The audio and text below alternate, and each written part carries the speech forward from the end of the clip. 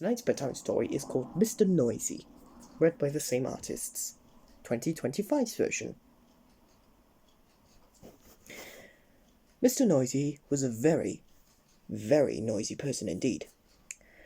For example, if Mr. Noisy was reading a story to you, he'd be shouting at the top of his voice. And the top of Mr. Noisy's voice is a very loud place indeed. You can hear it 100 miles away. For example, when most people sneeze, you can hear them in the next room. But when Mr. Noisy sneezes, you can hear him in the next country. Now, this story starts when Mr. Noisy was asleep in his bed, in his bedroom, in his house, which is on top of a hill. He was snoring. And as you can well imagine, when Mr. Noisy snores, that is a snore worth hearing.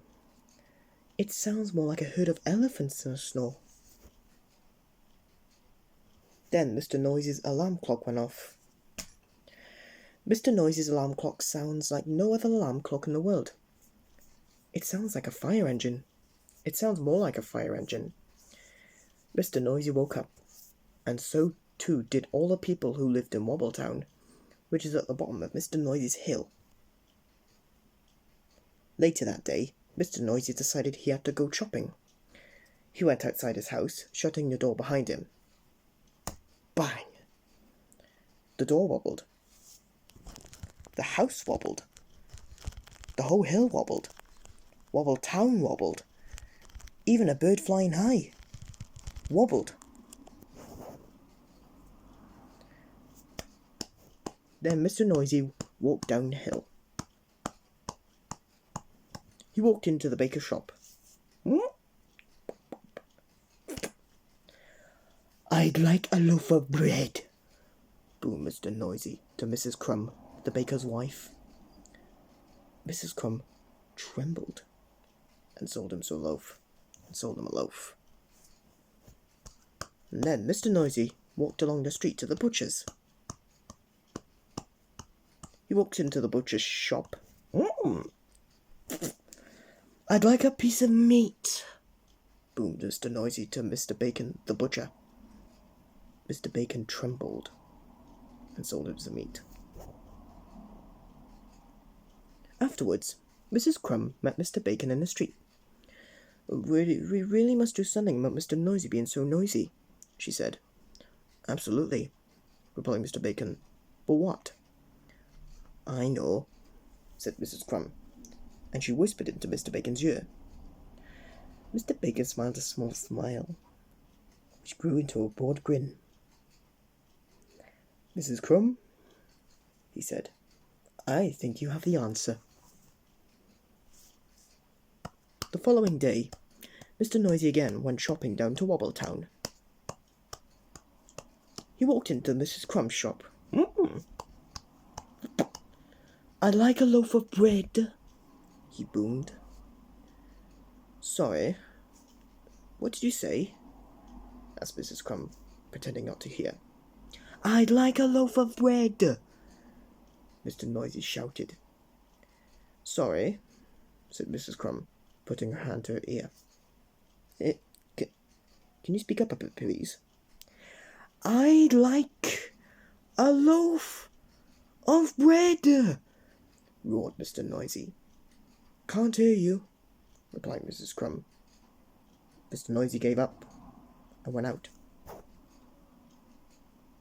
Mr. Noisy went into Mr. Bacon's shop. "I'd like a piece of meat," he boomed. Mr. Bacon pretended not to notice. "I'd like a piece of meat," Mr. Noisy shouted. "Do you say something?" asked Mr. Bacon. "I said I'd like a piece of meat," roared Mr. Noisy. "Pardon?" said Mr. Bacon. Mr. Noisy gave up and went out and went home and went to bed, hungry. The day after, Mr. Noisy tried again. He went into Mrs. Crumb's shop. "I'd like a loaf of bread," he boomed. "A what?" asked Mrs. Crumb. Mr. Noisy started shouting at the top of his voice. "A loaf of—" And then he stopped. And then he thought. And then he said, quietly, "I'd like a loaf of bread, please, Mrs. Crumb." Mrs. Crumb smiled. "Certainly," she said. Then Mr. Noisy went into Mr. Bacon's shop. "I'd like a piece of meat," he boomed. "Did you say something?" asked Mr. Bacon.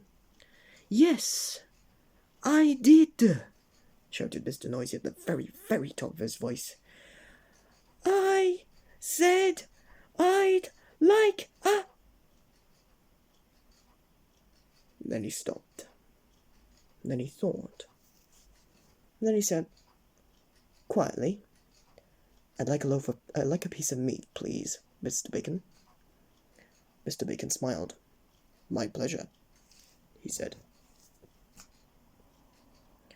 So carrying his bread and his meat, Mr. Noisy set off home, up the hill. And then he stopped. And then he thought. And then, do you know what he did? He tiptoed. A tiptoe was something Mr. Noisy had never tried before. It was fun. Mr. Noisy arrived at his front door. He put out his hand to open the door. And then he stopped. And then he thought. And then, do you know what he did? He opened the door, very quietly. He stepped inside. And then he shut the door, very gently. Quietly and gently were two things Mr. Noisy had never tried before either. That was fun too. And you know something? From then until now, Mr. Noisy isn't anything like as noisy as he used to be. And do you know something else? The people of Wobbletown are delighted, especially Mrs. Crumb and Mr. Bacon. And do you know something else?